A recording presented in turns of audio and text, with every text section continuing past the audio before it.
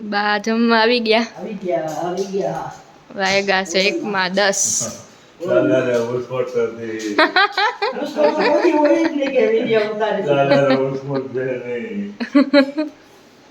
થાકી ગયા હા જરી જઈશ ઉતારા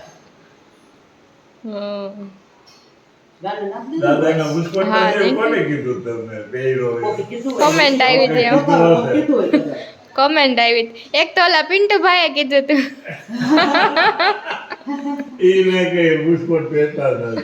હા મેં કીધું છે ને એટલે નથી કહેતા તારે વચ્ચે દે હા શું કે બાકી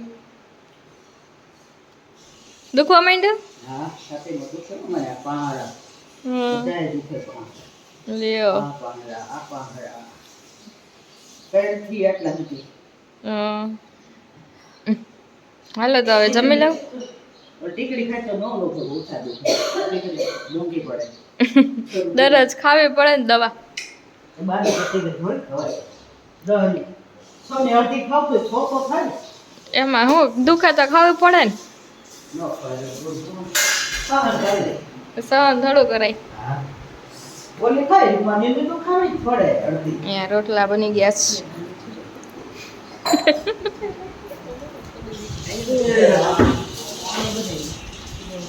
એ ભગવાન હા હવે ચાલુ થઈ ગયું જો ભીંડાનું શાક મસાલાવાળું જો કેટલું સ્પાઇસી છે ચાલો બધાય જમવા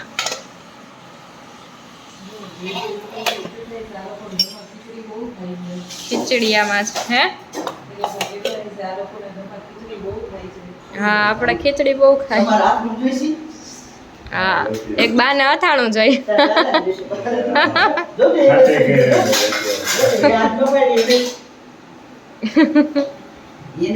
આજે એને ખાટી કેરીનું ઈચ્છા છે ખાવાની હા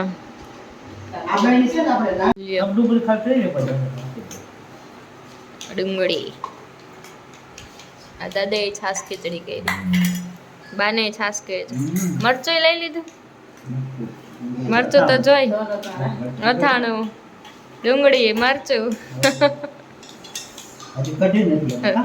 હા આજ કઢી નથી કરી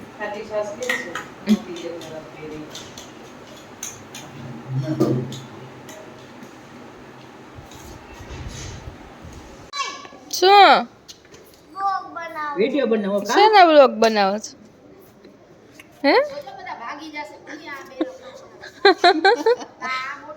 તું કે પોની વારી આ બહુ મોટી ખાસ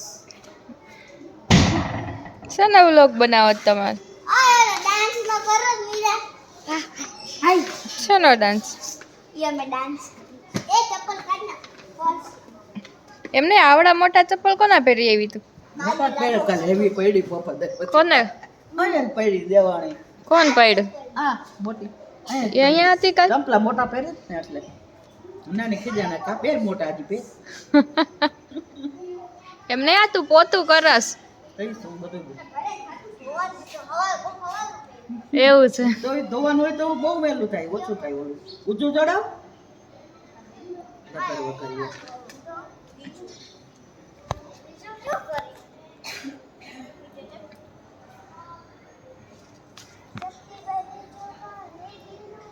એ પ્રેક્ટિસ ચાલુ થઈ ગઈ તે શું કર્યું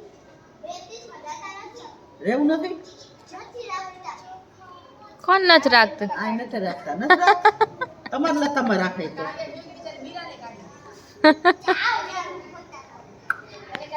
હે કોઈ નથી રાખતું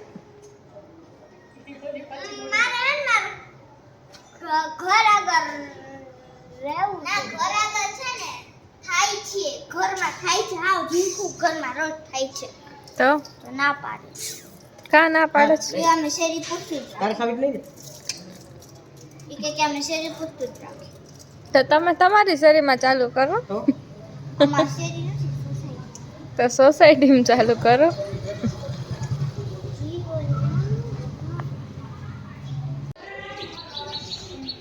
गुड मॉर्निंग एवरीवन भूली गई my name is Meera Bhavesh bhai Chavda मैं हूँ भारत की सबसे छोटी प्रधानमंत्री हमने सबको शिक्षा, सुरक्षा और स्वाभिमान दिया. अब हमारा लक्ष्य है विश्व गुरु बनना. આ એની સ્કૂલે બોલ્યું હતું. એવું છે સ્કૂલે પ્રોગ્રામ હતો દેખાડો તો મને. શેનો પ્રોગ્રામ હતો શેનો પ્રોગ્રામ હતો પાર્ટિસિપેટ શેમાં પણ ઇન્ડિપેન્ડન્સ ડે. ઇન્ડિપેન્ડન્સ ડે અચ્છા ઇન્ડિપેન્ડન્સ ડે. ચાલો તો આજે ગોટાળાનો પ્રોગ્રામ છે તો બતાવું તમને શું શું સામગ્રી જોઈ છે એમાં ખીરું આ છે ડુંગળી ટમેટા કેપ્સિકમ પનીર ચીઝ ને આ પાલક જો સુધારાઈ ગઈ છે ચાલો તો હવે આપણે ગોટાળો બનાવવાનું ચાલુ કરીએ તો આપણે બટર લઈ લીધું છે હવે તેલ એડ કરશું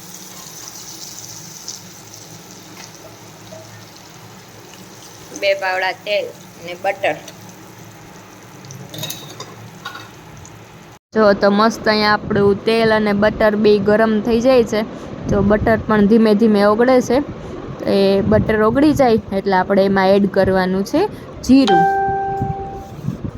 જો જીરું એકદમ મસ્ત ગરમ થઈ જાય એટલે આપણે 2 મિનિટ લગી એને સાતળશું અને પછી એમાં આપણે એડ કરશું હિંગ તો જો આપણે હિંગ એકદમ મસ્ત ગરમ કરવાની છે પછી એમાં આપણે થોડીક વાર જો આ મસ્ત બબલ આવી જાય ને પછી આપણે એમાં ડુંગળી એડ કરી દઈશું ડુંગળી એકદમ બારીક સમારેલી હોવી જોઈએ જો છે ને આ તમને દેખાય છે એ પ્રમાણે એકદમ બારીક લેવાની છે ડુંગળી આપણે ચોપરમાં ને એમાં તમારે કટ કરી લેવાની છે પછી આપણે એમાં મીઠું એડ કરવાનું છે સ્વાદ અનુસાર ડુંગળી જલ્દીથી ચડી જાય એટલે આપણે એમાં મીઠું એડ કરીએ છીએ પહેલાં જ એડ કરી દઈએ છીએ જો તો ગોલ્ડન બ્રાઉન કલરની થાય ડુંગળી ત્યાં સુધી આપણે એને સાતળશું જો મસ્ત એકદમ ગોલ્ડન બ્રાઉન કલરની થઈ ગઈ છે હવે આપણે ટમેટાની જે પ્યોરી બનાવી હતી એ એમાં એડ કરી દઈશું અને મસ્ત એકદમ હલાવી લેશું જેથી ટમેટા અને ડુંગળી મિક્સ થઈ જાય જો તો એ થોડી વાર સાતળી લઈ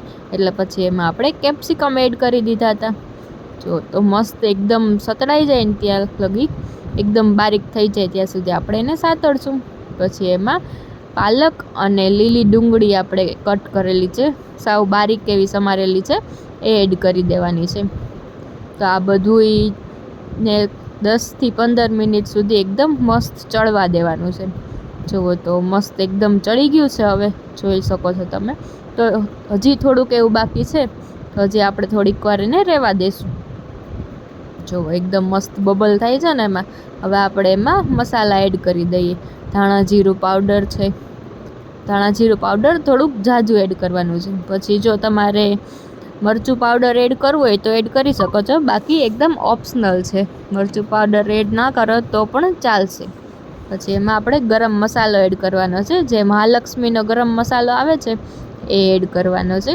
તમારે બીજો કોઈ એડ કરવો હોય તો તમે કરી શકો છો તો જો મસ્ત એકદમ ગોટાળો થઈ છે એકદમ મસ્ત ઉકળી જાય પછી આપણે એમાં થોડીક એવી હળદર એડ કરવાની છે જો અને મસ્ત એકદમ થોડીક વાર હલાવવા દેવાનું છે એટલે જેથી નીચે ચોટે નહીં જુઓ તો હવે મસ્ત થઈ ગયું છે હવે આપણે એમાં પનીર જે છીણેલું હતું એ એડ કરી દઈશું આપણે 200 ગ્રામ જેટલું પનીર લીધેલું છે અને એકદમ છીણી લીધું છે હવે આપણે પનીરને મિક્સ કરી લઈશું જુઓ તો પનીર મસ્ત એકદમ મિક્સ થઈ જાય પછી એમાં આપણે ચીઝ એડ કરી દેવાનું છે ચીઝથી ટેસ્ટ એકદમ મસ્ત આવશે ગોટાળામાં સ્પેશિયલી બટર ચીઝ અને પનીર અને પાલક એ મેઇન છે જુઓ તો આપણો ગોટાળો મસ્ત એકદમ ઉકળી ગયો છે તો આપણને થોડોક એવો થીક લાગે છે તો આપણે એમાં થોડુંક પાણી એડ કરી દઈશું અને પછી પાછું એકદમ મિક્સ કરી લેવાનું છે જો 2-4 મિનિટ આપણે ઉકળવા દઈશું એટલે પાણી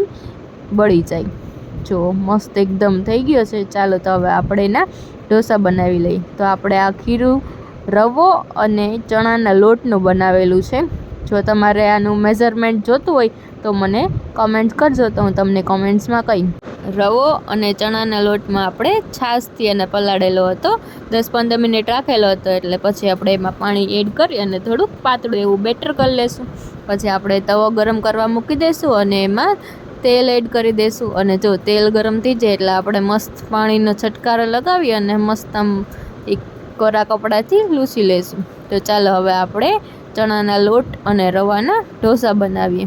જો આવી રીતે મસ્ત એકદમ મૂકી દેવાનું. પહેલો ઢોસો આપણે થોડોક નાનો એવો કરશું, પછી મસ્ત મોટા મોટા કરશું. તો જો આવી રીતે કરવાનું છે રાઉન્ડ રાઉન્ડ, અને પછી એમાં તેલ અને બટરથી મસ્ત ચડવા દેવાનું છે. એટલે તેલથી મસ્ત ચડી જશે અને બટરથી ક્રિસ્પી થશે ઢોસો.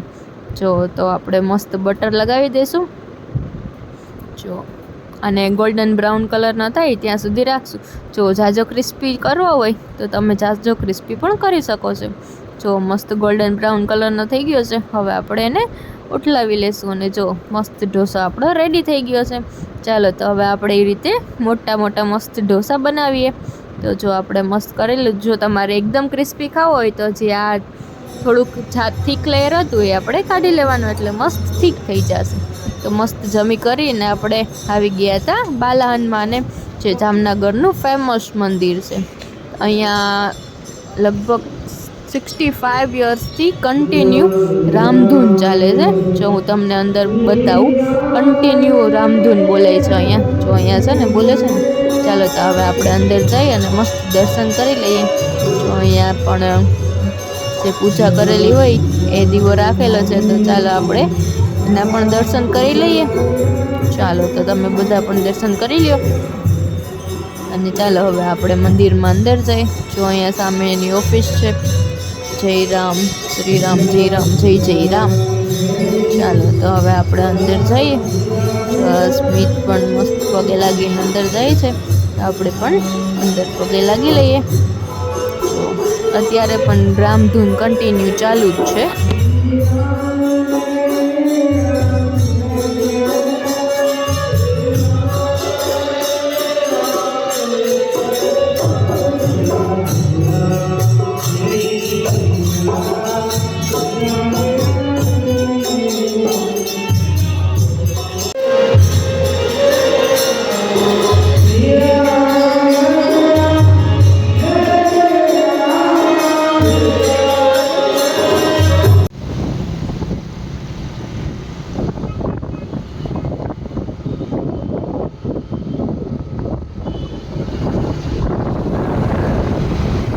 ત્યાંથી અમે આવી ગયા હતા મૂવી જોવા માટે આઈનોક્સમાં. ચાલો તો હજી તો ટાઈમ હતો, આપણે થોડાક વહેલા આવી ગયા હતા. પહેલી વાર એવું બન્યું કે આપણે વહેલા આવી ગયા, બાકી તો કટ ટુ કટ ટાઈમે જ પહોંચીએ. તો આજે આપણે જોવા આવ્યા હતા બચ્ચુની બેનપણી. જો આ રહ્યું એનું પોસ્ટર અહીંયા લગાવેલું છે, બચ્ચુની બેનપણી. 27 ઓગસ્ટ રિલીઝ થયું. જો હજી એડ પણ ચાલુ નથી થઈ ને. જો હજી તો 7-8 જણા જ આવ્યા હતા થિયેટરમાં. આપણે આટલા બધા વહેલા પહોંચી ગયા હતા ને. જો થોડી વાર થઈ તે આખો શો હાઉસ ફૂલ થઈ ગયો છે. હજી પાછળની સીટ હજી ભરાણી નહોતી, પણ મૂવી સ્ટાર્ટ થયું ને ત્યાં તો બધું હાઉસ ફૂલ થઈ ગયું હતું. કેટલું જોરદાર મૂવી હશે. તો જો અહીંયા સ્મિત ફોન જોવે છે અને ટાઈમ પાસ કરે છે. ત્યાં જ આપણું મૂવી સ્ટાર્ટ થઈ ગયું હતું. તો બચ્ચુની બેનપણી ચાલો તો આપણે જોઈ નાખીએ. જો સ્ટાર્ટિંગમાં જ એનું નામ પણ આવી જાય છે, બચ્ચુની બેનપણી. તો મૂવી તો એકદમ જોરદાર છે.